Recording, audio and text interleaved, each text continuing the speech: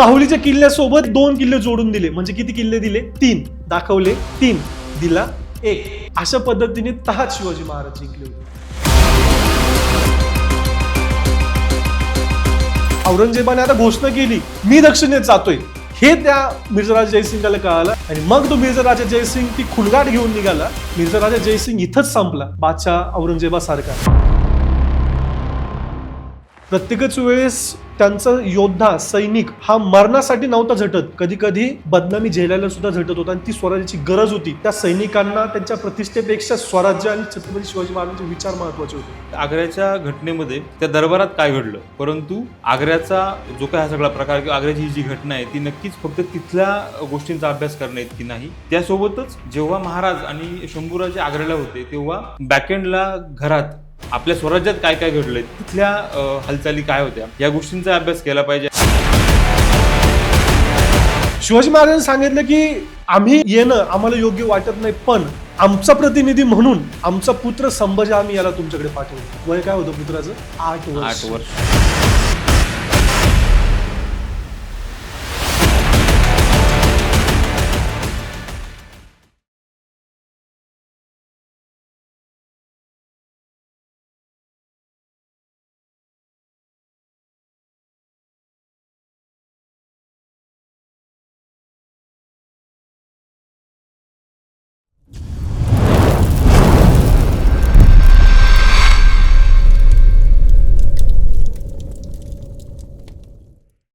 नमस्कार, मी विकास गायधनी. पिक्टोग्राम चावडी गप्पा अनुभवान पलीकडच्या या व्यासपीठावरती आपण जी शृंखला सध्या ऐकतोय, शंभू पर्व, या शृंखलेमध्ये आजच्या भागामध्ये मी आपल्या सगळ्यांचं सहर्ष स्वागत करतो. आणि आपले जे वक्ते आहेत सुनीलजी, तुमचंही सहर्ष स्वागत. खरं तर आपण आत्तापर्यंत शंभूराजांचं बालपण बघितलं, त्यांचा जन्म बघितला. त्यांच्या बालपणामध्ये त्यांच्या आई असतील, आजी असतील, वडील असतील, आजोबा असतील किंवा तत्सम त्या काळातल्या महिला वर्ग, पुरुष वर्ग असेल, यांचा सगळा संदर्भ बघितला, यांचं सगळं योगदान बघितलं. आजच्या भागामध्ये खरं तर आपण सगळ्यात महत्त्वाची आणि केंद्रस्थानी असलेली एक घटना आपण बघतोय. 1666 साली घडलेली घटना, म्हणजे आग्रा घटना ही जर शंभूराजांच्या कारकिर्दीतली केंद्रस्थानी असलेली घटना मी असं म्हणेल. आणि ह्या घटनेबद्दल खरं तर आपण आजच्या एपिसोडमध्ये बोलणार आहोत, आजच्या आणि या पुढच्या एपिसोडमध्ये. या अंतर्गत माझा पहिला प्रश्न सुनीलजी तुम्हाला असा आहे, ज्या पुरंदर किल्ल्यावरती शंभूराजांचा जन्म झाला त्या पुरंदरचं युद्ध, तह, ह्या एकंदरीत घटना काय होत्या? आपण मागच्या एपिसोडमध्ये पुरंदरबाबत बोललो की स्वराज्याची पहिली लढाई हीच पुरंदरची होती. पण अनेक वेळा गैरसमज होऊ शकतो की पुरंदरची ती पहिली लढाई म्हणजेच ती मिर्झा राजाची की नाही. ती जी पहिली लढाई झाली ते फत्तेखानचं आक्रमण, ती 1648ची. आता आपण जो प्रश्न तुम्ही केला, ज्या घटनेचा आपण उल्लेख करतोय, ती लढाई ही 1665ची. ही लढाई होती मिर्झा राजे जयसिंग सोबत, जो की एक मोगल सरदार होता.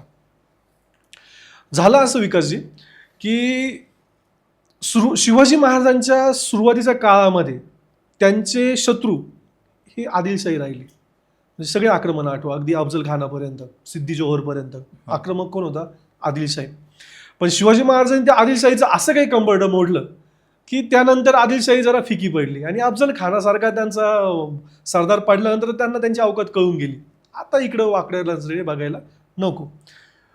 पण जसं संकट एखादं जावं आणि दुसरं लगेचच उभं राहावं, त्या पद्धतीने कुठेतरी 1659 अगदी महत्त्वाचं वर्ष. आपण जे मागाशी बघितलं की सईबाईंचं निधन 1659 सप्टेंबरचं झालेलं आहे. अफजल खान 10 नोव्हेंबर 1659ला मारलेला आहे. त्याच 1659 मधल्या जून महिन्यामध्ये औरंगजेब हा बादशाह झाला. म्हणजे तोपर्यंत 1659च्या अगोदरपर्यंत हा औरंगजेब दख्खनेचा सुभेदार होता मोगलांचा. तोपर्यंत काही प्रमाणामध्ये तो कानाडोळा करत होता, कारण त्याला दख्खन माहिती होता, त्याला त्याची महत्वाकांक्षा ही बादशाह होण्याची होती. मग काही प्रमाणामध्ये शिवाजी महाराज त्याच्याही भागामध्ये आक्रमणे केले होते, थोडीशी जाळपोळ वगैरे थोडंसं केलं होतं. परंतु तोपर्यंत तो बादशाह नव्हता. 1659ला त्याने बापाला कैदेत टाकलं, भावांना मारलं, असं सगळं करून तो 1659ला बादशाह झाला. आणि अफजल खानानंतर आदिलशाहीचा त्रास थोडा कमी झाला. शिवाजी महाराजांना माहितीच होतं हा औरंगजेब, हा पाताळ हृदय माणूस, हा औरंगजेब बादशाह झाला म्हणजे आता स्वराज्याचा त्रास वाढणार. आणि पुढे तसंच झालं. त्याने पहिलं आक्रमण केलं, त्याने सरदार पाठवला शाहिस्ता खान. पण तो शाहिस्ता खान आला, अगदी हत्तीसारखा आला निवांत राहिला, थोडंसं लूटमार केली, पण तो बरेच दिवस राहिला. कारण त्याला शाहिस्ता खान हा औरंगजेबाचा मामा, आणि शाहिस्ता खान हा एकेकाळी औरंगजेबाच्या किंवा मुघलांच्या घराण्याचा वजीर राहिलेला माणूस. परंतु काही कारणास्तव नंतर त्याला वजीर पदावरून हटवलं गेलं. मग त्याचा शहाजहानवर थोडासा राग राहिला, आणि मग ज्या वेळेला औरंगजेबाचं बादशाह होण्यासाठीचं ते युद्ध सुरू झालं, गृहकलह त्यांचं सुरू झालं, त्याने औरंगजेबाची बाजू लावून धरली. मग तो औरंगजेबाच्या फेवरमधला झाला. त्याच शाहिस्ता खानाला म्हणजे औरंगजेबाच्या मामाला शिवाजी महाराजांवर सोडण्यात आलं, पाठवण्यात आलं. पण तो फक्त वेळ काढूपणा करायला आला होता. त्याला माहिती होतं पुण्याच्या थंड हवेच्या ठिकाणी राहणं हे काबुल कंदारच्या मोहिमेवर जाण्यापेक्षा कधी सोपं आहे. बरोबर. आणि मोगल का हरले ना, त्याचं हेच कारण आहे. मोगल हे त्यांच्या याच्यासाठी लढत नव्हते, ते फक्त स्वतःच्या अय्याजीसाठी लढत होते. शाहिस्ता खानाला शिवाजी महाराजांनी 3 बोटं कापून परत पाठवला, आणि तो खूप मोठा मेसेज औरंगजेबासाठी होता की एकेकाळी मोगलांचा वजीर राहिलेला माणसाला शिवाजी मारतोय काय, 3 बोटावर याचं मरण वाचलं, मारता मारता राहिला. शाहिस्ता खानाच्या स्वारीनंतर औरंगजेबनी घोषणा करून दिली, मी स्वतः दक्षिणेत उतरणार आहे. अर्थात त्याची शिवाजी महाराज जिवंत असेपर्यंत हिंमत नाही झाली. 1665 त्याने घोषणा तर केली, परंतु तो निघाला कधी, शिवाजी महाराजांच्या निधनानंतर. तो पण त्याची हिंमत नाही झाली. परंतु त्याने काय केलं, ती त्याने एक चाल खेळली. त्याने मोगलांचा सरदार पण हिंदू असलेला मिर्झा राजा जयसिंगाला स्वराज्यावर पाठवून दिलं. आता मिर्झा राजेचा पण थोडासा इतिहास आपण जाणून घेतला पाहिजे की हा मिर्झा राजे का होता. की शिवाजी महाराजांनी खूप कमी तह केले, त्यातला एक तह मिर्झा राजेसोबत केला, किंवा त्यांच्या आयुष्यातला पहिला तह हा मिर्झा राजेसोबत. तो तह का करावा लागला, असं मिर्झा राजा असा मी होता कोण. अकबर बादशाह होता, म्हणजे औरंगजेबाचा पंजा. त्या अकबर बादशाहची बायको होती जोधाबाई. तर तिचा भाचा मानसिंह, की जो औरंगजेबासाठी खूप लढला होता, अगदी अफगाणिस्तानचा काबुल कंदार हा भाग त्या मानसिंगाने जिंकून अकबराला दिलेला होता. त्या मानसिंगाचा पुत्र भावसिंगाचा पुत्र जयसिंग, तो मिर्झा राजे जयसिंग. मिर्झा म्हणजे थोडक्यात युवराज, मिर्झा या शब्दाचा अर्थ. मग आजच्या राजस्थानमधला हा मिर्झा राजा जयसिंग हा शिवशंकरचा खूप मोठा उपासक म्हणतात, एकलिंगजीचा मोठा उपासक होता. पण जर बेलपत्र त्या शिवशंकराच्या पिंडीवर वाहत असतील ना, पण यांची निष्ठा ही सगळी त्या बादशाच्या पायांवर वाहिलेली होती. बरोबर. तर मिर्झा राजाला पाठवलं शिवाजी राजांवर. तो मिर्झा राजा वयाच्या 7व्या ते 8व्या वर्षापासून मोगली वातावरणामध्ये वाढलेला होता. त्याच्यामुळे तो हिंदू आहे किंवा तो एकलिंगजीचा भक्त आहे याचा त्याला काहीच फरक पडत नव्हता. त्याला फक्त बादशाची सेवा करणं एवढंच कळत होतं. याच वेळेला ज्या वेळेला मिर्झा राजा जयसिंग हा आग्र्यावरून निघाला, तत्कालीन मुघल साम्राज्याची राजधानी बुऱ्हाणपूरला आला. बुऱ्हाणपूरवरून तेव्हाच्या औरंगाबाद आणि आजच्या छत्रपती संभाजीनगरमध्ये आला. हे शिवाजी महाराजांना माहिती होतं. शिवाजी महाराजांकडून शिकण्यासारखी आणखी एक गोष्ट की एवढं मोठं सैन्य येतंय, मग एखाद्या माणसाने काय करावं. एकतर कुटुंबासोबत वेळ घालवावा, किंवा शांततेने बसावं, किंवा एखाद्या बाबा बिबाकडे जाऊन यावं, गंडादोरा करावा का. नाही, शिवाजी महाराज ते नव्हते. आपण बघितलं की अफजल खानाच्या स्वारीच्या वेळी 2 महिने आधी पत्नीचं निधन झालेलं आहे, आणि त्या दुःखाला सामोरं गेलेला माणूस 2 महिन्यांनी अफजल खान मारतोय. हजारोंची फौज असताना अफजल खानाची तो मारला गेला, तर एका दिवसाचं काम नाही ना. 10 नोव्हेंबरला अफजल खान मारताय म्हणजे त्याच्या पूर्वी एका दिवसासाठी 1 वर्षभर नियोजन केलेलं आहे. नक्कीच. शांततेच्या काळात घाम गाळला तेव्हा युद्धामध्ये रक्त कमी सांडावं लागतं. ती गोष्ट. मग हा मिर्झा राजा आला तेव्हा, बरं त्याच्या आधी शाहिस्ता खान आला तेव्हा शिवाजी महाराज काय करत होते. शाहिस्ता खान पुण्यात आला तेव्हा शिवाजी महाराज सिद्धी जोहरच्या वेड्यात पन्हाळ्यावर अडकले होते, तरी शाहिस्ता खान हरवला. बरं हा मिर्झा आल्यावर मग शिवाजी महाराज शांत राहतील का. ज्या वेळेला कळलं की हा मिर्झा राजा जयसिंग येतोय, शिवाजी महाराजांना माहिती हा आल्यावर याची खातरदारी करण्यामध्ये वेळ जाणार आहे. बरोबर. मग काय करायचं ना, त्याच्या आधीच आपण करून घेऊया. बरं आपल्यासारखं नाही की अरे बापरे आता जून महिन्यामध्ये फार काम येणार आहे, मग काय करू, जरा मे मध्ये कुठेतरी थंड हवेच्या ठिकाणी फिरून येऊया. शिवाजी महाराज फिरायलाच गेले, पण ते मोहिमेवर गेले. केव्हा, जेव्हा मिर्झा राजे जयसिंग स्वराज्याच्या वेशीवर येऊन थांबलेला आहे. मिर्झा राजे जयसिंग आलेला असताना शिवाजी महाराज माझ्या मते कर्नाटकमध्ये बसरूर या ठिकाणी शिवाजी महाराजांनी त्यांच्या आयुष्यामध्ये काढलेली पहिली आणि शेवटची आरमारी मोहीम बसरूरला. त्यांनी कर्नाटकमध्ये बसरूरला स्वारी केली. ती स्वारी पूर्ण समुद्रावरून केली होती. म्हणजे शिवाजी महाराजांसोबत 3 ते 4 मोठे जहाज आणि जवळपास 80 ते 90 हे छोटे गलबत जे होते ते घेऊन काही सैन्यासह शिवाजी महाराजांनी कर्नाटकमध्ये आदिलशाही जो प्रदेश होता समुद्रमार्गे स्वारी केली आणि समुद्रमार्गे परत आले. जिंकले ते युद्ध. पण त्यातल्या काही गोष्टी काही उणिवा शिवाजी महाराजांना लक्षात आल्या. म्हणजे शिवाजी महाराज का होते, त्यांना स्वतःचे स्ट्रेंथ पण माहिती होते आणि विकनेस पण माहिती होते. त्या क्षणी शिवाजी महाराजांना लक्षात आलं की आपल्याला आपल्या आरमारावर अजून जास्त मेहनत घेणं गरजेची आहे. आणि त्याच्यातून नंतर पुढे जाऊन सिंधुदुर्ग बांधला गेला, पद्मदुर्ग बांधला गेला, खांदेरी उंदेरी असतील, सुवर्णदुर्ग असतील. हे बांधलं जाण्याचं कारण म्हणजे ती मोहीम होती. बरोबर. त्यावेळेला शिवाजी महाराजांना कळालं की नाही, आपली आरमाराची बांधणी अजूनही जास्त चांगली झाली पाहिजे. त्यानंतर कल्याणच्या दुर्गाडी किल्ल्याची बांधकाम झाली आणि स्वराज्यासाठी आरमाराच्या ज्याही काही युद्ध नौका होत्या या सगळ्याचं बांधकाम करण्याचा कारखाना कल्याण शहर जिथं सुरू होतं त्या दुर्गाडीच्या पायथ्याशी शिवाजी महाराजांनी सुरू केलं होतं. तर त्या बसरूरची स्वारी केली, जिंकून आले प्रदेश. हे काय सांगतोय मी की ज्या वेळेला दुसरा शत्रू वेशीवर आलेला आहे त्यावेळेला शिवाजी महाराज कोणत्या पर्यटनाला गेले होते, तर एका मोहिमेवर गेले होते आणि तिथून जिंकून परत येतोय. तिथून आत्मविश्वास येत असेल शिवाजी महाराजांना. त्यानंतर जवळपास मिर्झा राजे जयसिंग आलाय वेशीवर त्याच वेळेला एक महत्वाची घटना घडली संभाजीराजांच्या आयुष्यामध्ये. जावळीचं युद्ध त्याच्या आधी 10 वर्ष झालं 1655ला. जावळीच्या युद्धामध्ये जसा तो प्रदेश मिळाला त्या प्रदेशामध्ये प्रतापगडासारखा किल्ला बांधला, तसाच एक दुर्गम एक किल्ला मिळाला, रायरीचा किल्ला, जो शिवाजी महाराजांना कळाला की यासारखा किल्ला पुन्हा होणे नाही. म्हणजे देवगिरी हा जरी किती चकोट किल्ला असेल पण दुर्लभ हा रायगडच आहे, तो रायरी. तो जसं शिवाजी महाराजांना हे दोन टोकाला 2 किल्ले मिळाले तसे त्या मोहिमेमध्ये शिवाजी महाराजांना 2 मोहरे मिळाले. त्यातला एक मोहरा आपण पुरंदर बद्दल बोलतो तिथेच कामात आला, तो मुरारबाजी देशपांडे. हा सुद्धा जावळीच्या त्या युद्धामध्ये शिवाजी महाराजांना मिळाला. अजून एक व्यक्ती त्या जावळीच्या युद्धामध्ये शिवाजी महाराजांना मिळाला, ते म्हणजे पिलाजीराव शिर्के.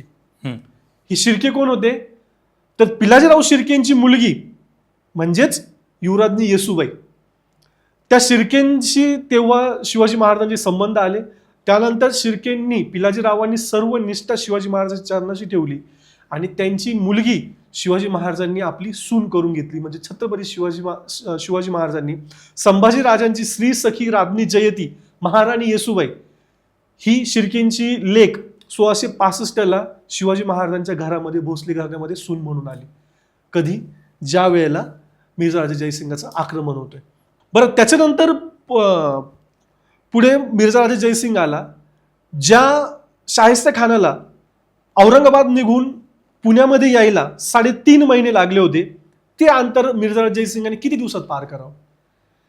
म्हणजे 100 दिवस जे शाहिस्ते खानाला लागले तेच अंतर पार करण्यासाठी मिर्झा राजा जयसिंगाने फक्त 19 दिवस घेतले.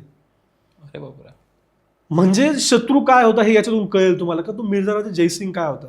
3 पिढ्यांपासून तो बादशाहसाठी खितपत होता. म्हणजे तो ती विजय मिळवण्यासाठी किती आतुर झालेला होता.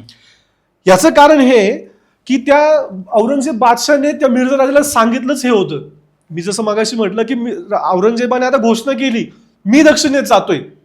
याच्यामध्ये काय होतं, बिटवीन द लाईन्स काय होतं की माझे सगळे सरदार निकम्मे, आता मला स्वतःला तलवार हातात घेतल्याशिवाय शिवाजी महाराजांचा पराभव करणं शक्य नाही हे त्या मिर्झा राजा जयसिंगाला कळालं आणि त्यांनी त्याच्या बादशाहाला सांगितलं की राजे बादशाह तुम्ही थांबा, आम्ही आहे ना.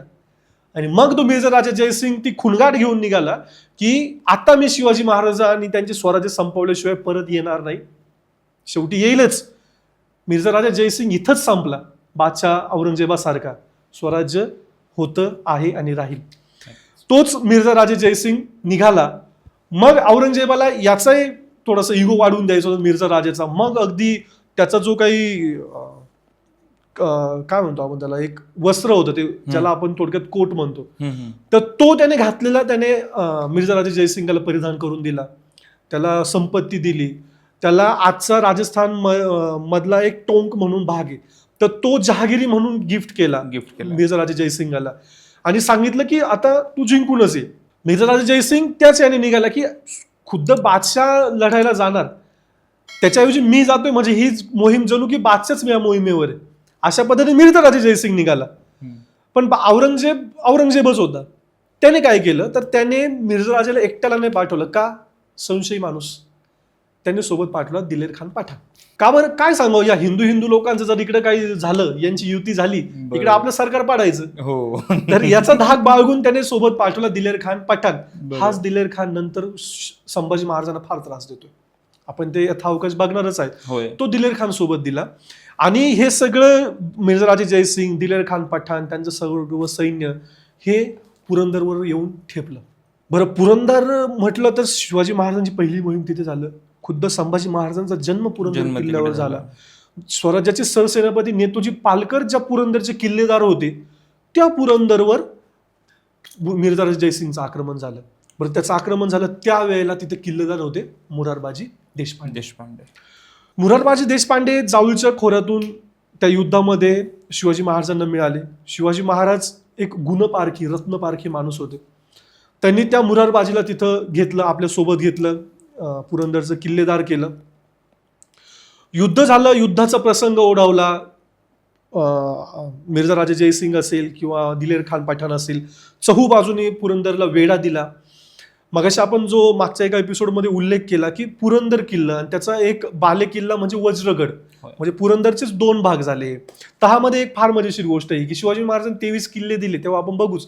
तर 23 किल्ले कसे दिले? उदाहरणार्थ पुरंदर किल्ला दिला.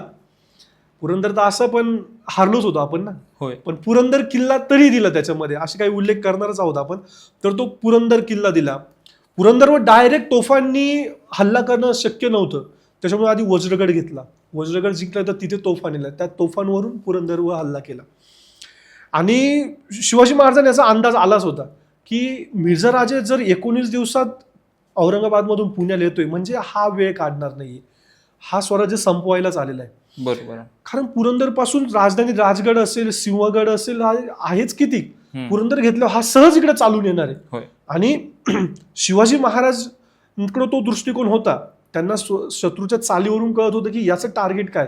त्यांना माहिती शाहिस्ते खान तो काही पुढे घुसणार नव्हता. त्यांनी छोट्या छोट्या लढाया केल्या, चाकण घेतला, कारतलब खानाची युद्ध असेल. मग शिवाजी महाराजांनी रघुनाथ पंत यांना पाठवलं आणि सांगितलं की जा आणि मिर्झाराजे जयसिंगला सांगा की आम्ही तहाच्या बोलण्या करतोय. जो अफजल खानासोबत केला होता की त्याचा अहंकार खूप वाढवून दिला, कारण अफजल खान अहंकारी माणूस होता, त्याच्या अहंकारानेच त्याचा घात केला. पण हा मिर्झाराजा थोडासा सावध माणूस होता. तो एवढ्या सोप्या याच्यामध्ये शिवाजी महाराजांच्या बोलण्यात अडकणारा नव्हता. रघुनाथ पंत ज्या वेळेला गेले आणि रघुनाथ पंतांनी सांगितलं की मिर्झाराजे हे युद्ध थांबवा आणि आम्ही पुरंदर तुम्हाला दिलाच आहे, युद्ध करण्याची किंवा पुरंदरची हानी करण्याची काही गरज नाहीये, आम्ही तुम्हाला किल्ला दिला. पण मिर्झाराजाला शिवाजी महाराज माहिती होते आणि अनेक अनुभव शिवाजी महाराजांचे होते मागच्या युद्धांचे. मिर्झाराजांनी ओळखलं की हे फक्त माझी पुरंदरवर बोळवण करणार आहे. मिर्झाराजांनी सांगितलं की नाही, ज्या वेळेला शिवाजी महाराज माझ्याकडे येतील, मिर्झाराजे जयसिंग म्हणतोय की मला बादशाहने फक्त शिवाजी महाराजांनी स्वराज्याला संपवायला पाठवले, त्यांच्याशी तहाच्या बोलण्या करण्याचा अधिकार मला दिलेला नाही. तोही जरा मुत्सद्दीगीर होता. पण जर शिवाजी महाराज स्वतः येणार असतील, क्षमा याचना करणार असतील, बादशाह औरंगजेबाची माफी मागणार असेल, तर मी बादशाहच्या वतीने काही सवलती शिवाजी महाराजांना देऊ शकतो. शिवाजी महाराजांनी पण त्यांचा पुढचा प्लॅन टाकला. शिवाजी महाराजांनी सांगितलं की हवं तर मी पुरंदर सोबत आणखी एखादा किल्ला तुम्हाला देतो. याच्यातून शिवाजी महाराजांची भूमिका लक्षात घ्या. नेगोशिएशन. मिर्झाराजे जयसिंग सगळे किल्ले घ्यायला आले, शिवाजी महाराज पुरंदर देत आहे, अजून एक देतोय.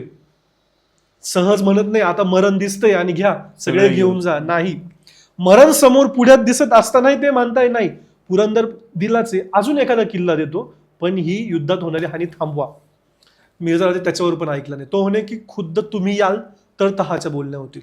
शिवाजी महाराजांनी, आता आपण संभाजी महाराज सिरीजमध्ये अनेक वेळा उल्लेख केला, शिवाजी महाराजांनी सगळ्यात मोठा डावपेच टाकला, सगळ्यात मोठा डाव टाकला. शिवाजी महाराजांनी सांगितलं की आम्ही येणं आम्हाला योग्य वाटत नाही, पण आमचा प्रतिनिधी म्हणून आमचा पुत्र संभाजी आम्ही याला तुमच्याकडे पाठवतो. वय काय होतं पुत्राचं? 8 वर्ष. 1657चा जन्म आणि 1665ला त्या पुत्राला कुठे पाठवताय? तहाच्या बोलणीसाठी. तहाच्या बोलणीसाठी. आपला पोरगा भाजी घ्यायला जातो का? नाही जात. आणि आपण पाठवतो का? आपण नाही पाठवत. त्याची मुलं मोबाईलच सोडत नाही. आपण म्हणतो तुला नाही जमणार, तू जाय घरी. एक लक्षात घ्या की एवढे सगळे आव्हानं दिसताय, एवढे सगळे पराभव दिसताय, आपला गड पडताना दिसतोय, कुठेतरी शिवाजी महाराजच थोडेसे बिकट अवस्थेमध्ये आले आणि तरीही ते 8 वर्षाच्या मुलाला तहाच्या बोलण्या करण्यासाठी पाठवण्याचं म्हणताय. काय रणनीती असेल आणि काय मुलावरचा विश्वास असेल? उगाच नाही पाठवणार ना. बरोबर. आपण पोराला परीक्षेला पाठवतो, काहीतरी अभ्यास करूनच पाठवतो ना. नक्कीच. मग त्या 8व्या वर्षी शिवाजी महाराजांनी संभाजी काय घडवलं असेल? जर आपल्या पुत्राला ते तहाच्या बोलणी करायला पाठवत असतील तर 8 वर्षात तो पुत्र काय घडवला असेल? का मिर्झा राजा जयसिंग जो की बादशाहच्या ऐवजी मोहिमेवर आलाय, त्याच्याशी तहाच्या बोलणे करायला 8 वर्षाचा पोरगा जाणार आहे? काहीतरी लॉजिक असेल ना. बाकीचे सरदार तर होतेच ना. जे मी मागच्या एका एपिसोडमध्ये म्हटलं की इथं शिवाजी महाराज सर्व धर्म समभाव फक्त बोलण्यातला नसतो. मला सर्वजण सारखे, जसा मला माझा तानाजी मोहिमेसाठी, जसं मला माझा बाजी मोहिमेसाठी, तसं मला माझा संभाजी मोहिमेसाठी, हे तिथून लक्षात घेतलं पाहिजे आपण. त्याच्यावरही मिर्झा राजेचं समाधान झालं नाही. शेवटी शिवाजी महाराजांना स्वतःला संभाजींना घेऊन त्या तहाच्या बोलणी करायला जावं लागलं आणि कुठेतरी मिर्झा राजे हीच वाट बघत होता. मिर्झा राजांनी अट ठेवली, कारण त्याला माहिती होतं अफजल खानाचं काय झालं. मिर्झा राजांनी शिवाजी महाराजांना सांगितलं की तुम्हाला शस्त्र न घेता या माझ्या त्याचा जो काही शामियाना होता त्या ठिकाणी यायचंय, तुमच्या पुत्राला घेऊन यायचंय. त्याच्या मागच्या त्यात चाली लक्षात घ्या. मग परत पुत्राला घरी ठेवा असं नाही बोलले ते. म्हणजे जर दगा फटका केलाच अफजल खानासारखा तर पुत्र असेल तिथे, जर बापाने काही आणि पुत्र असताना बाप दगा फटका करणार नाही, ह्याही गोष्टी हेरल्या पाहिजे. अजून एक चाल मिर्झा राजांनी काय केलं, तोपर्यंत शिवाजी महाराज त्या शामियानात येईपर्यंत, कारण मिर्झा राजेचा शामियाना हा पुरंदराच्या पायथ्याशी होता. बरोबर. पुरंदरवर काय चाललं हे दृश्य सगळं खालून दिसत होतं आणि वज्रगडावर लावलेल्या तोफा शिवाजी महाराज येईपर्यंत थांबवल्या होत्या आणि शिवाजी महाराज आल्यानंतर तोफांना बत्ती दिली आणि वज्रगडावरून पुरंदर पडताना शिवाजी महाराज त्यांच्या डोळ्यांनी बघत होते. जसं एखाद्या पुत्राला हानी होताना एखाद्या पित्याचं काळीच व्याकुळ व्हावं, तशा यातना शिवाजी महाराजांना झाल्या आणि शिवाजी महाराजांनी सांगितलं की मिर्झा राजे तह करूया. मिर्झा राजांनी अटी ठेवल्या, तुमचे सर्व किल्ले, तुमचा सगळा प्रदेश हा मला पाहिजे, तुम्ही बादशाहचे मनसबदार होणार. आता जसं तुम्ही मागाशी तो शब्द म्हटले, इथून बार्गेनिंग सुरू झालं. मिर्झा राजाची डिमांड लक्षात घ्या, काय पाहिजे त्याला. शिवाजी महाराजांनी, त्यांच्यापूर्वी शहाजी राजांनी, त्यांच्यापूर्वी मालोजी राजांनी 3 पिढ्यांनी जे कमवलंय आणि त्याच्यावरती ऍड ऑन जे शिवाजी महाराजांनी केलंय, ती सगळी जहागिरी मिर्झा राजेला पाहिजे. शिवाजी महाराजांनी मोजके सवंगड्यांनीशी प्राणपणाला लावून जे एक एक गड किल्ले वेचले, ते मिर्झा राजेलाच पाहिजे. आणि मग शिवाजी महाराजांनी काय करायचं? देऊन यायचे. एक लक्षात घ्या की त्या क्षणाला स्वराज्यामध्ये 1665 मध्ये, म्हणजे पुढच्या 20 वर्षात रायरेश्वराची शपथ घेतल्यानंतर शिवाजी महाराजांकडे जवळपास 35 किल्ले जर आले तर सगळे 35 किल्ले हे बादशाला पाहिजे होते.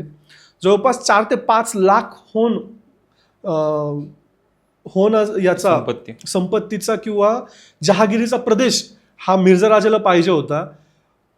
तहाच्या बोलण्या शेवटी कुठे आल्या की 23 किल्ले शिवाजी महाराजांनी बादशाला दिले आणि तहाच्या बोलण्यानुसार 12 किल्ले शिवाजी महाराजांकडे राहिले. हा पराभव होता का विजय होता? हा नक्कीच विजय होता. विजय होता आणि हा तह होता. तह म्हणजे काय असतो? आपला पराभव समोर दिसत असताना ते शहाणपण राखून आपली कमीत कमी हानी होईल या पद्धतीने आखलेले डावपेच म्हणजे तह आणि एक प्रकारचा गनिमी कावा. नक्कीच. आपलं सगळं जातंय आणि तोपर्यंत आपण लावून धरायचं, याच्यात काही मिनिंग नव्हता आणि ही शिवाजी महाराजांना पूर्त जाणीव होती.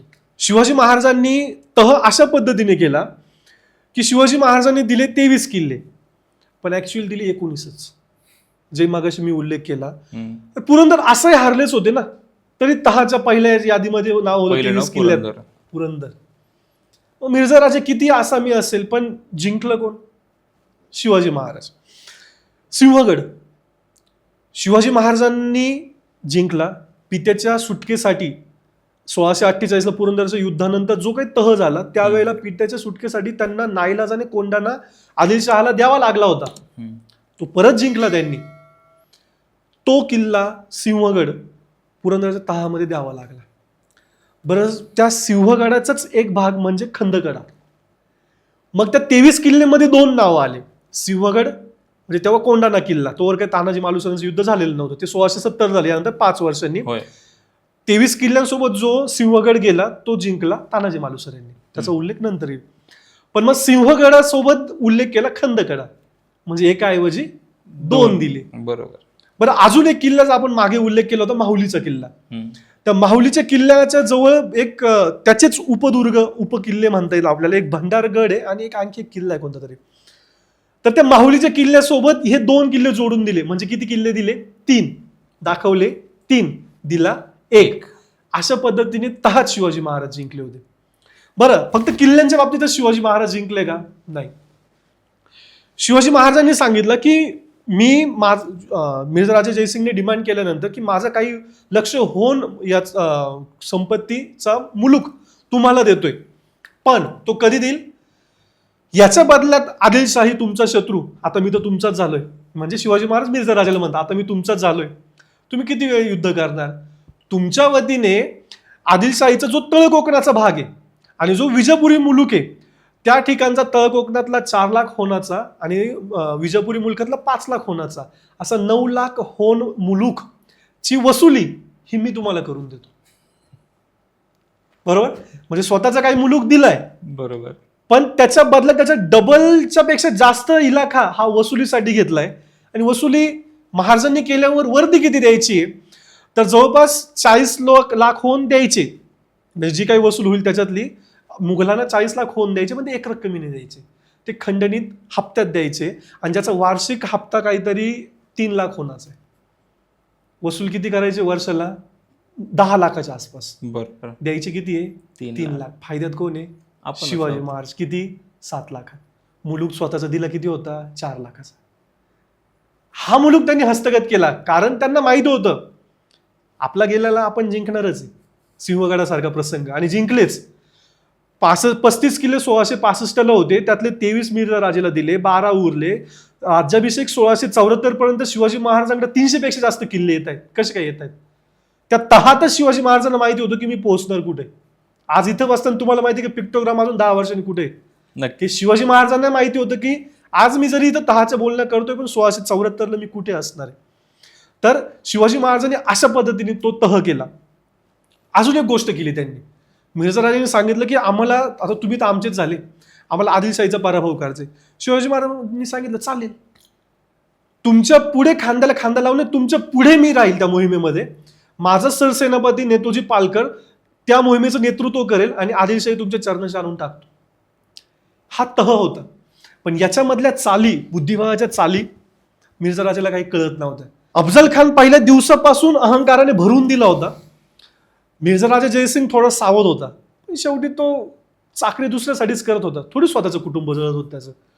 टप्प्याटप्प्याने त्याचा ते अहंकार भरायला शिवाजी महाराजांनी सुरुवात केली. शिवाजी महाराजांनी आदिलशाहीवर मोहीम काढली. आदिलशाही सोबत लुटूपुटूची लढाई केली आणि शिवाजी महाराजांनी आवेश आणलेलं ते युद्ध इतकं प्राणपणाने लढलं की ठरवून त्याच्यामध्ये पराभव घेतला.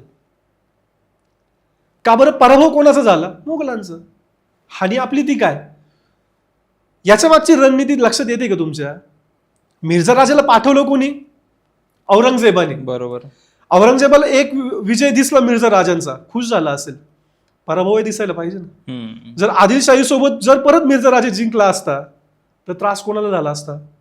जे औरंगजेबाने नंतर केलं की संभाजी महाराजांना जिंकायला आला, संभाजी महाराज जिंकत नाही दिसलं, आदिलशाही संपवली, कुतुबशाही संपवली, परत मिर्झा राजे परत तो औरंगजेब संभाजी महाराजांकडे आला.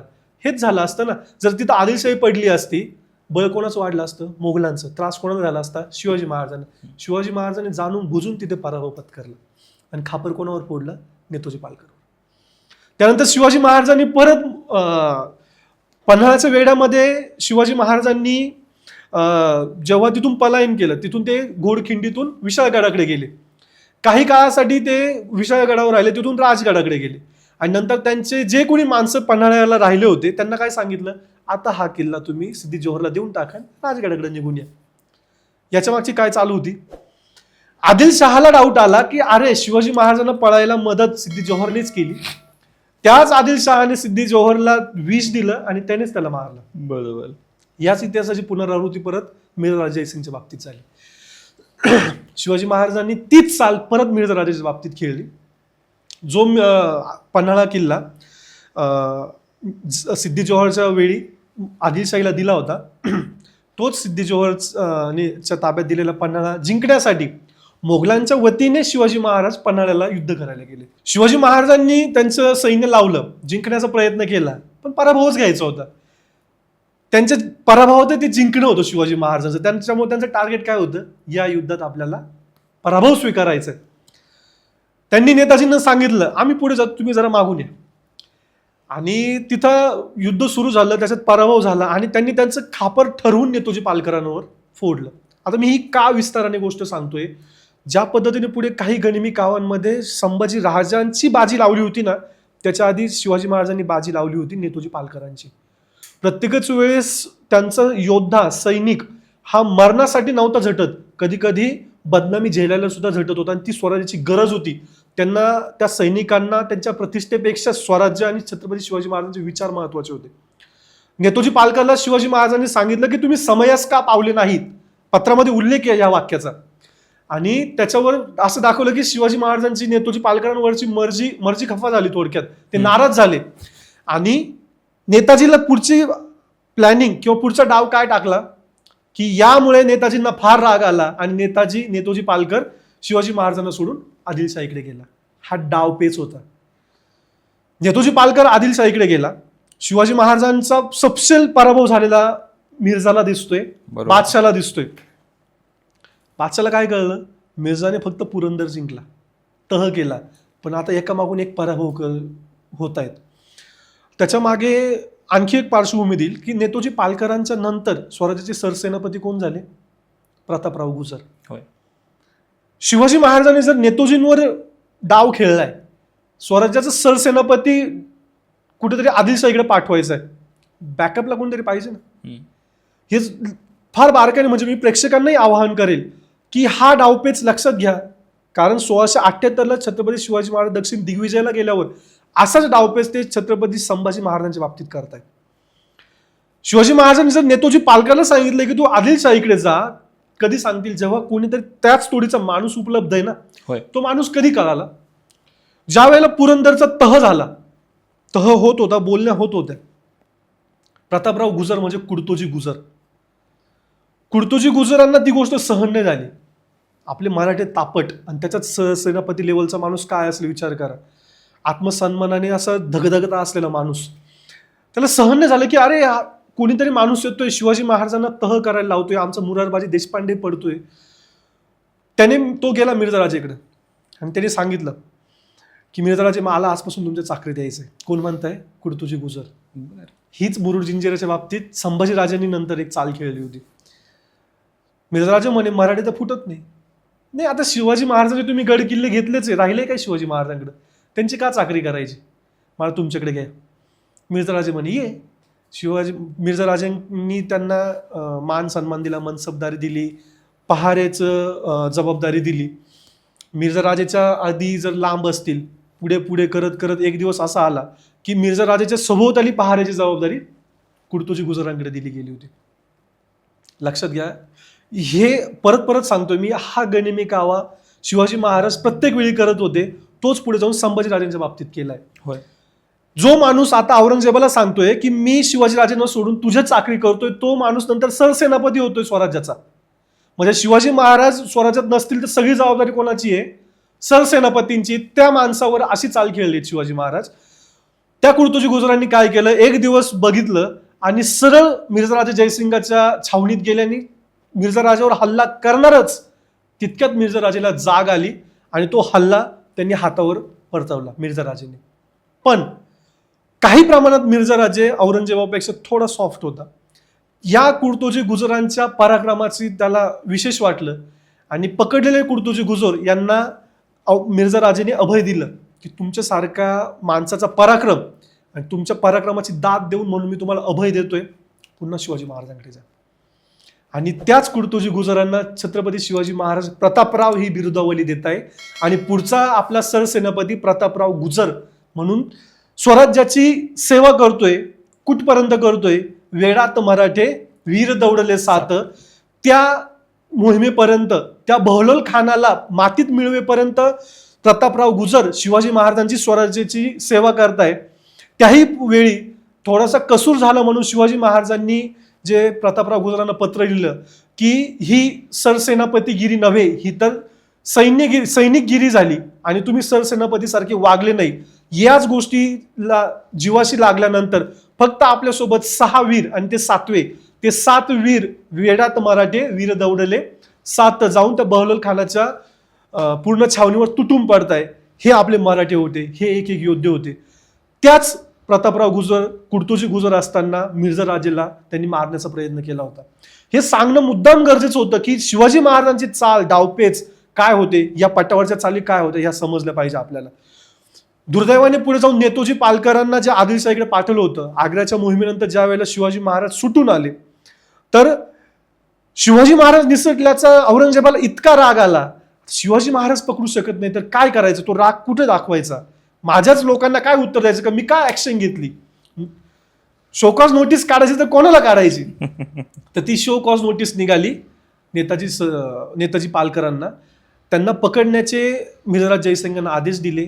नेताजी पालकरांना पकडलं गेलं, त्यांना दिल्लीला नेलं गेलं, त्यांचं धर्मांतर करण्यात आलं, त्यांना काबूल कंदाहारच्या मोहिमेवर पाठवलं गेलं होतं. यानंतर आपण विस्ताराने ती गोष्ट बघणारच आहे की आग्र्याला शिवाजी महाराजांना कैद केल्यानंतर औरंगजेबाला शिवाजी महाराजांचं काय करायचं होतं, त्याचं उदाहरण हे नेतोजी पालकर आहे.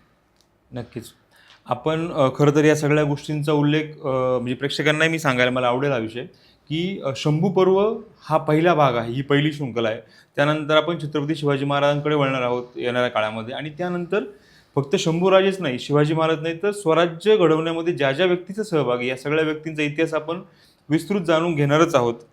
सुनीलजी, पुरंदरचा युद्ध किंवा तह जे असेल हे अगदी अर्ध्या तासापेक्षा जास्त तुम्ही डिटेलमध्ये आम्हाला सांगण्याचा प्रयत्न केला आहे. खूप आनंद आहे की आपण आत्ताच्या पिढीपर्यंत या गोष्टी पोहोचवतोय. परंतु ज्या पुरंदरबद्दल आपण बोलतोय, पुरंदरवरती शंभूराजांचा जन्म झाला आणि त्याच पुरंदरचा तह झाला पुढे, त्या तहामध्ये शंभूराजे शिवाजी महाराजांच्या सोबत होते. मग असं म्हणता येईल का की शंभूराजांचा जन्म ज्या पुरंदरला झाला त्याच पुरंदरच्या तहास जर शंभूराजे महाराजांसोबत गेले होते तर त्या तहा म्हणजे तो तह न म्हणता शंभूराजांच्या कारकिर्दीची सुरुवात म्हणता येईल का? निश्चित. मी मगाशी जो उल्लेख केला की 8 वर्षाच्या मुलाला ओलीस पाठवते. ओलीस म्हणजे काय? थोडक्यात जामीन म्हणून पाठवताय. तर शिवाजी महाराजांना संभाजी काय हे कळल्याशिवाय पाठवताय का? विस्ताराने नंतर सांगेल. महत्वाची एक गोष्ट लक्षात घेतली पाहिजे की यावेळी शिवपुत्र संभाजींचं वय होतं 8 वर्ष. किती? फक्त 8. संभाजी महाराज काय होते हे सांगण्यासाठी एक फरक स्पष्ट करा. आपण शाळेत शिकलोय, एक फरक सांगतो फक्त. संभाजी महाराज निश्चित 8व्या वर्षी मिर्झाराज जयसिंगाच्या शामियाण्यात गेले होते, पण कधी जेव्हा शिवाजी महाराजांना त्यांच्या स्ट्रेंथ कळल्या होत्या. एक गोष्ट लक्षात घ्या, इतिहासाची माफी मागून हा फरक स्पष्ट करतोय. ह्या उदाहरणाने त्या व्यक्तीचा पराक्रम कुठेच कमी होत नाही. पण छत्रपती राजाराम महाराजांचा जन्म 1670चा. शिवरायांच्या निधनाच्या वेळी त्यांचं वर्ष होतं 10. त्या 10 वर्षामध्ये छत्रपती राजाराम महाराज इतिहासाच्या पानावर शत्रूच्या समोर कुठेही उभे राहिलेले तुम्हाला दिसले नाही. बरोबर. छत्रपती संभाजी महाराज वयाच्या 8व्या वर्षी उभे राहिले. त्याच्या आधीपासून ते दिसत आहेत तुम्हाला. सगळ्यात महत्वाचं याचं उत्तर एकच. इथं पराक्रमी दोघेही होते, दोघेही शिवपुत्रच होते. अडचण काय होती ना, ती मायेच्या पदराची होती. राजारामांना मायेचा पदर हा जास्त मिळत होता. त्याच्यामुळे त्यांना रणांगणावर जरी शिवाजी महाराजांना न्यायचं असेल तरी नेता आलं नसेल. संभाजी महाराजांना शिवाजी महाराज कळले होते, शिवाजी महाराजांना संभाजीराजे कळले होते.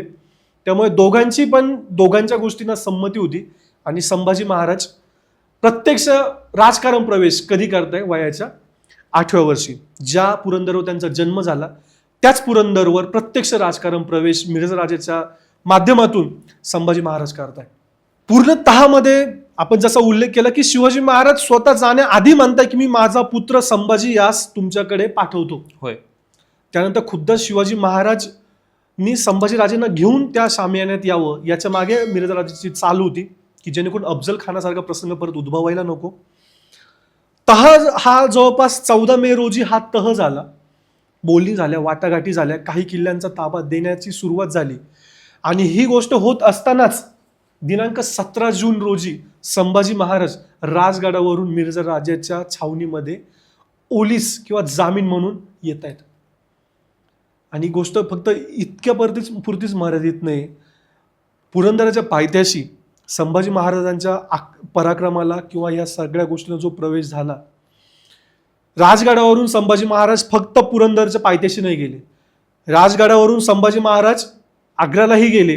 राजगडावरून संभाजी महाराज मथुरा व्हाया आग्रा पण गेले.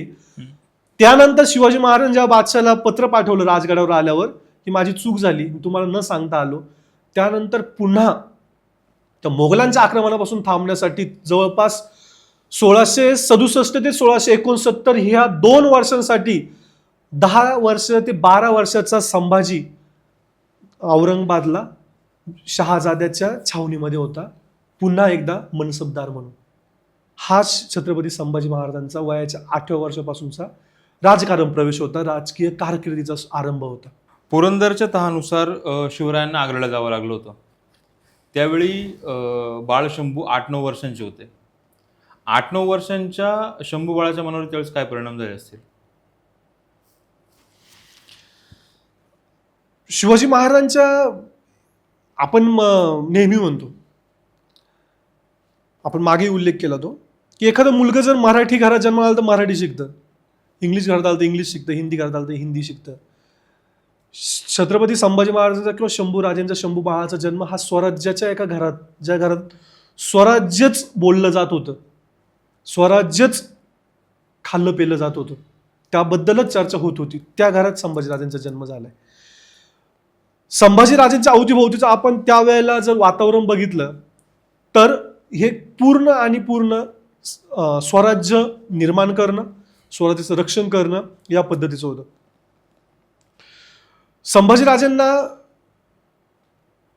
शिवाजी महाराजांसोबत जसं मिर्झा राजेच्या छावणीत जावं लागलं तसंच शिवाजी महाराजांसोबत आग्र्यालाही जावं लागलं होतं. होय. बरं, संभाजी महाराजांना असा प्रश्न पडतो की वयाच्या 8व्या ते 9व्या वर्षी संभाजी महाराजांना आग्र्याला नेणं गरजेचं होतं का?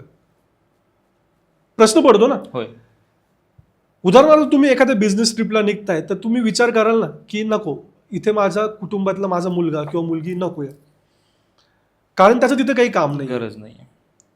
असा विचार शिवाजी महाराजांनी संभाजीराजांच्या बाबतीत केलाच असणार. पण ज्या वेळेला त्यांना कळलं की होय, संभाजी महाराजांना नेणं गरजेचं आहे, आवश्यक आहे, तेव्हाच ते नेणार आहे ना. एवढा मोठा प्रवास करायचा आहे, बरोबर, तिथून वाचून येणार आहे का काय होणार आहे हे माहिती नाहीये. उदाहरणार्थ अफजल खानाच्या युद्धाच्या वेळेस शिवाजी महाराज होते, म्हणजे त्यांच्याकडे आजच्या भाषेत बोलायचं ना, ए प्लॅन बी प्लॅन नाही, त्यांच्याकडे A to Z सगळे प्लॅन रेडी असते. प्लॅन. शिवाजी महाराजांनी त्यांच्या कारभाऱ्यांना सांगितलं होतं, जर खान मारला गेला आपल्या प्लॅनिंग प्रमाणे होते, त्याच्या उलट काय झालं, युद्ध आहे ते. आज आपण गाडी घेऊन घरातून निघालो तरी घरी जाऊ की नाही याची गॅरंटी नाही, ते तर युद्ध होतं.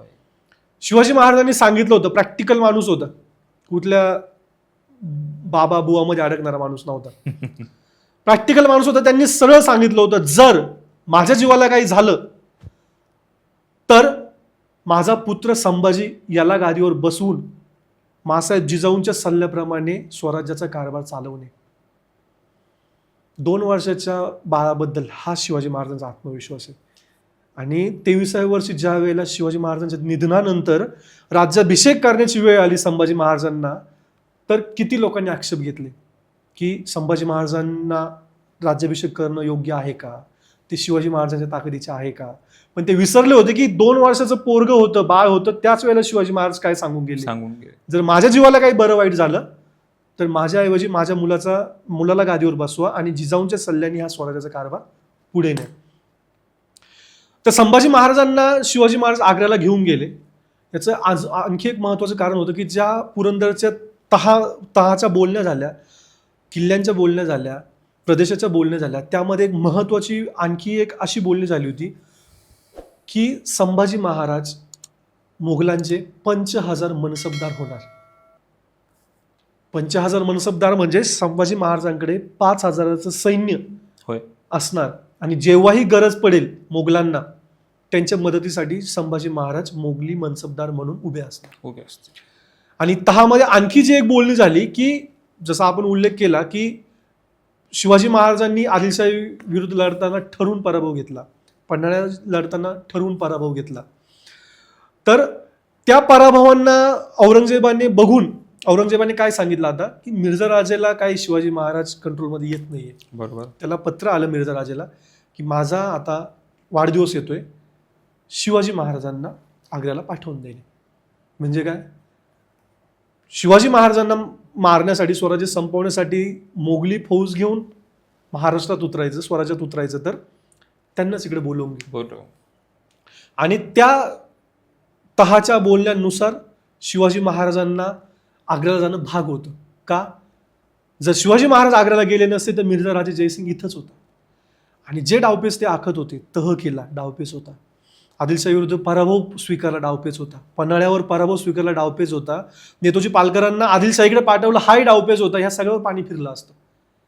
मग ही सुद्धा एक रिस्क घेणं गरजेचं होतं. ते एका वेब सिरीजमध्ये आपण बघितलं होतं, रिस्क घेतो इस्क घे. तर काय होतं ना, ते रिस्क घेणं ते शिवाजी महाराजांकडून शिकावं. एका मागून एक रिस्क घेत आहे, काय काळीज असेल त्या माणसाचं. नक्कीच ही रिस्क घेतली. पण त्याच्यामध्ये आणखी एक बोलणी झाली की शिवाजी महाराज तर येणार, पण मोगली मनसबदार म्हणून संभाजी राजेंनीही येणं गरजेचं होतं. सख्खी आई नव्हती, पण जिने मायेचा पदर धरला ती जिजाऊ काय म्हटली असेल की शिवाजीराजे तुम्ही तर राजकारण करता आहात, पण त्यासोबत तुम्ही संभाजी महाराजांना मिर्झा राजाच्या छावणीत नेलं, तिथपर्यंत ठीक होतं. एवढ्या लांबचा मुलूक ओलांडायचं आहे, आजच्या भाषेमध्ये महाराष्ट्रातून मध्यप्रदेशमधून उत्तर प्रदेशमध्ये जायचंय, आग्र्याला जायचंय, तर त्या ठिकाणी तुम्ही संभाजीराजांना घेऊन जातायत. अफजल खानाच्या मोहिमेच्या वेळेस सांगितलं की माझ्या जर जीवाला बरं वाईट झालं तर माझ्या 2 वर्षाच्या मुलाला गादीवर बसवा. जर तुम्ही दोघेही नाही परत आले तर काय करायचं, गादीवर बसवायचं कोणाला. तरीही शिवाजी महाराज ही रिस्क घेतायत. आग्र्याला गेले. आग्र्याचे त्या पूर्ण याच्यामधला जो प्रसंग आहे तो तर आपण पुढे बघूच थोडंसं विस्ताराने, पण एक गोष्ट लक्षात घेतली पाहिजे की आग्र्याच्या त्या पूर्ण याच्यामध्ये शिवाजी महाराज कैदेत होते, संभाजी महाराज कैदेत नव्हते. का, आपल्याच मनसबदाराला कसं कैदेत टाकायचं. बरोबर. म्हणजे ही गोष्ट शिवाजी महाराजांनी कोणत्या पद्धतीने घेतली हे बघा. मी कैदेत आहे, माझा मुलगा कैदेत नाहीये, म्हणजे संभाजी महाराज फक्त मिर्झा जयसिंगाच्या तहात शिवाजी महाराजांना कामात नाही आले, आग्र्याच्या कैदेत सुद्धा संभाजी महाराज 11व्या वर्षी बापाला कामात येत आहे, असा पुत्र पाहिजे. नक्कीच. त्याच्या पुढे एक फक्त बारकाईने गोष्ट लक्षात घ्या की संभाजी महाराज यावेळेला 10 ते 11 वर्षाचे होत आहेत. इतके कटू अनुभव पाठीशी असतानाही शिवाजी महाराज पोटच्या मुलाला मनसबदार करतायत, शिवाजी महाराज पोटच्या मुलाला आग्र्याला घेऊन जात आहेत. आजही अंगावर काटा येतो हे प्रसंग जेव्हा सांगताना, एक इमॅजिन करतो की काय घडलं असेल त्या वेळी. त्याच्यामुळे तो इतिहास आणि ते माणसं परत होणे नाही, फक्त त्यांची काय आहे ना ती प्रेरणा घेता आली तरी खूप आहे. होय. आपण जो आग्र्याचा उल्लेख करतो की आग्र्याबद्दल आपल्याला जितकी माहिती आहे, औरंगजेबाच्या दरबारामध्ये छत्रपती शिवाजी महाराज एका पॉइंटला संतापले होते. आम्ही कैदेत आहोत आणि आम्ही संतापतोय, शत्रू आमचा समोर उभा आहे आणि त्यावेळेस आमचा 8-9 वर्षाचा बाळ सोबत आहे. त्या बाळाची मनस्थिती काय असेल. खूप छान प्रश्न आहे. परत एक फक्त इमॅजिन करा, आग्र्याचा दरबार आहे, मिर्झा राजे सोबत तह करून आलोय आपण, म्हणजे काही प्रमाणात पराभव मान्यही केलाय आणि काही आपले पराभव झाले हे त्याला दाखवून पण दिले, पण आत्मविश्वास कणभर पण हल्लेला नाहीये. बरोबर. त्याच्या मागची पार्श्वभूमी अशी विकासजी, मिर्झा राजे जयसिंगाने जेव्हा शिवाजी महाराजांना सांगितलं की तुम्हाला आग्र्याला जायचंय बादशाच्या वाढदिवसानिमित्त, शिवाजी महाराज पक्के राजकारणी होते. त्यांनी मिर्झा राजाला सांगितलं आम्ही जाऊ, पण आमच्या प्राणांची हमी काय. मिर्झा राजे जयसिंगाने सांगितलं की मी एकलिंगजीचा एकनिष्ठ सेवक आहे, महादेवाचा भक्त आहे, त्याची शपथ घेऊन सांगतो की तुमच्या केसाला धक्का तो माझ्या केसाला धक्का. आणि त्यांनी स्पष्टपणे बादशालाही सांगितलं, औरंगजेबालाही सांगितलं, माझ्या बोलण्यावर मी शिवाजी महाराजांना आग्र्याला पाठवतोय, त्यांना धक्का लागता कामा नये. त्यांनी त्यांच्या रामसिंगाला सांगितलं, ज्याच्याकडे जबाबदारी दिली होती शिवाजी महाराजांच्या आग्र्याची सगळी व्यवस्था बघण्याची, की शिवाजी महाराज आग्र्यामध्ये आहेत, ती सगळी जबाबदारी आपली. ज्या वेळेला शिवाजी महाराजांना त्या आग्र्याच्या दरबारामध्ये ठरवून मागच्या रांगेमध्ये उभं केलं होतं, त्यावेळी हा स्वराज्याचा सिंह छत्रपती हा चवतळून उठला. ज्या सैनिकांचा शिवाजी महाराजांनी या स्वराज्याच्या मातीमध्ये पराभव केला होता, त्यांना त्या रांगेमध्ये पुढचं स्थान दिलं गेलं होतं आणि ठरवून शिवाजी महाराजांना मागे उभं केलं होतं. ज्या जसवंत सिंगाला शिवाजी महाराजांनी कोंढाण्यावर पराभूत केलं होतं, तो त्यांच्या पुढे उभे होता. हे शिवाजी महाराजांना काही सहन झालं नाही आणि त्या दरबारात स्वतः शिवाजी महाराज संभाजीराजेंना घेऊन सगळे प्रोटोकॉल्स पाळत होते. म्हणजे बादशाच्या वाढदिवसाला गेलोय तर त्याला दिलं जाणारं गिफ्ट, ज्या काही त्याला भेटी द्यायच्या होत्या, त्या सर्व शिवाजी महाराजांनी रीतसर पद्धतीने दिल्या. शिवाजी महाराज त्यांची रीत विसरले नाही, पण बादशाह त्यांची रीत विसरला होता.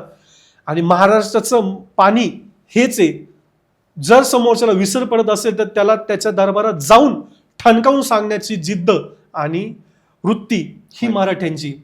त्याच वेळेला संभाजी महाराज हेच बघत होते आणि कुठेतरी असं वाटतं की हेच शिकवायला शिवाजी महाराजांनी संभाजीराजांना सोबत नेलं होतं. ज्या वेळेला शिवाजी महाराजांनी बादशाला उद्देशून काही जे बोलायचे ते बोलले, बादशाह असं उंचावर बसायचा का, जेणेकरून कोणीही माझ्यापर्यंत पोहोचू शकणार नाही, बरोबर, माझ्या जीवाला काही दगाफटका करू शकणार नाही. त्यामुळे तिथले जे दरबारी लेखक होते, आता हे पुढे मी एक वाक्य सांगणार, हे आपल्यापर्यंत कुठून आलं तर त्या औरंगजेबाच्या दरबारातल्या लेखकांनी, बखरकारांनी जे लिहून ठेवलं तिथून तो दरबारातला इतिहास आपल्यापर्यंत पोहोचलाय. शिवाजी महाराज काय बोलले हे त्यांना कळलं नाही, पण त्यानंतर मिर्झा राजे जयसिंग आणि या राजपुतांच्या इतिहासामध्ये जे काही लिहिलं, जे काही लिखाण मिळालं, रामसिंग धावत शिवाजी महाराजांच्या जवळ आला आणि तो शिवाजी महाराजांना तिथून थोडं बाजूला घेऊन जायला लागला, समजून सांगायला लागला की दरबारचे प्रोटोकॉल काय आहे, आपण राजाकडे कसं बोललं पाहिजे, खाली मान घालूनच बोललं पाहिजे, या सगळ्या गोष्टी सांगितल्या, आपण त्याच्याकडे पाठ करून नाही आलं पाहिजे.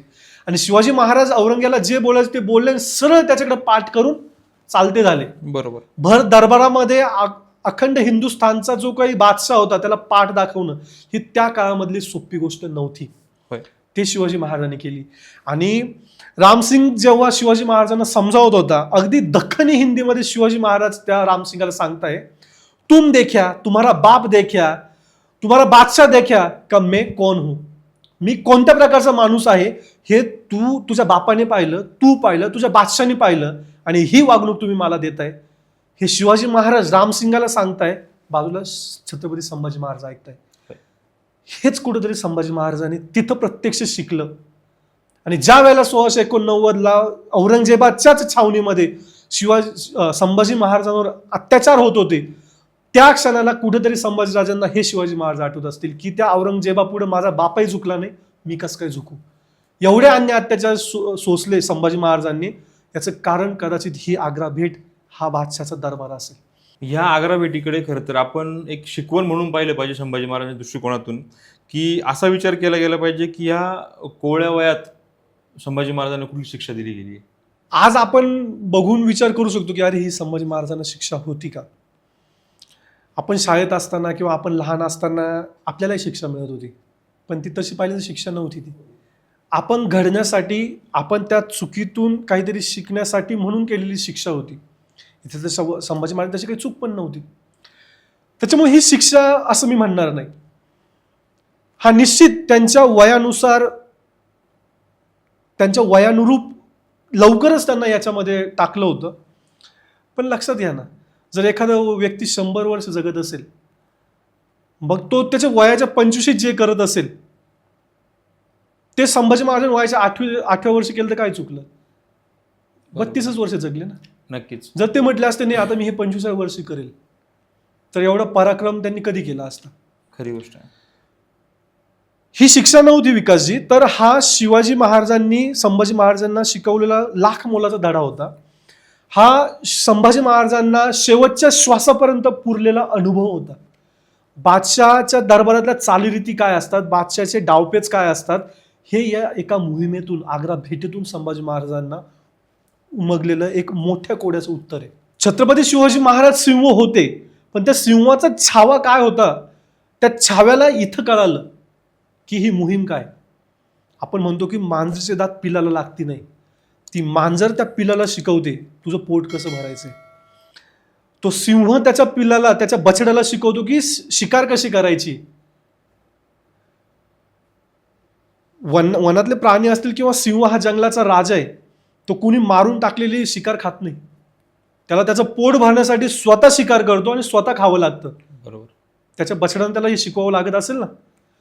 शिवाजी महाराजांना त्यांचा मुलगा जरा भान ठेवून बोलतोय, शिवाजी महाराजांना त्यांचा मुलगा फक्त आजच्या भाषेतला सुटाबुटातला जेंटलमन नव्हता घडवायचा. शिवाजी महाराजांना त्या नरसिंहाला त्यांचा पुत्र हा छावा घडवायचा होता. त्याच्यामुळे ते त्या जेंटलमन, त्या पुस्तकी याच्यामधलं शिक्षण देण्यापुरतं त्यांना मर्यादित नाही ठेवलं. स्वतःसोबत त्यांना ते आग्र्याला घेऊन गेले. त्याच्या मागची हीच गोष्ट होती, हीच प्रेरणा होती. शिवाजी महाराज असतील, संभाजी महाराज असतील किंवा इथलं सैन्य असतील, सगळे दुय्यम, सर्वोच्च काय असेल तर स्वराज्य. ही शिवाजी महाराजांची भूमिका आपण या प्रसंगामधून समजून घेतली पाहिजे. या पद्धतीने, या चष्म्यातून आपण ज्या वेळेला शिवाजी महाराज आणि संभाजी महाराजांकडे बघतो, एक नरसिंह पिता आणि त्या नरसिंहाचा एक छावा, एक बछडा, या चष्म्यातून आपण ज्या वेळेला या पिता पुत्राकडे बघतो, त्यावेळेला कळतं की ती आग्रा भेट काय होती. आग्रा भेट शिवाजी महाराज गेले कसे, हे जितकं उत्सुकतेचं, जितकं उत्कंठावर्धक आहे, तितकंच शिवाजी महाराज तिथून सुटले कसे हे समजून घेणं तितकंच महत्वाचं आहे. नक्कीच. सुनीलजी, गेल्या 1 तासापासून आपण ही सगळी चर्चा करतोय आणि खरं तर पुरंदरच्या तहापासून सुरू झालेला हा प्रकार, जी आग्राची घटना जी आहे ती आपण आजच्या भागामध्ये खरं तर एक बाजू बघितली की आग्र्याच्या घटनेमध्ये त्या दरबारात काय घडलं, परंतु आग्र्याचा जो काय हा सगळा प्रकार किंवा आग्र्याची ही जी घटना आहे ती नक्कीच फक्त तिथल्या गोष्टींचा अभ्यास करणे इतकी नाही. त्यासोबतच जेव्हा महाराज आणि शंभूराजे आग्र्याला होते तेव्हा बॅकएंडला घरात आपल्या स्वराज्यात काय काय घडलंय, तिथल्या हालचाली काय होत्या, या गोष्टींचा अभ्यास केला पाहिजे. आणि मला असं वाटतं की ह्या सगळ्या घटना एका भागात संपणं नक्कीच शक्य नाही.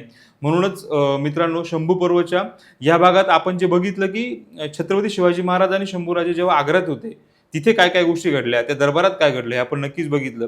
येणाऱ्या भागामध्ये आपण बघू की जेव्हा शंभूराजे आणि शिवाजी महाराज आग्र्यात होते तेव्हा स्वराज्यात काय घडलं.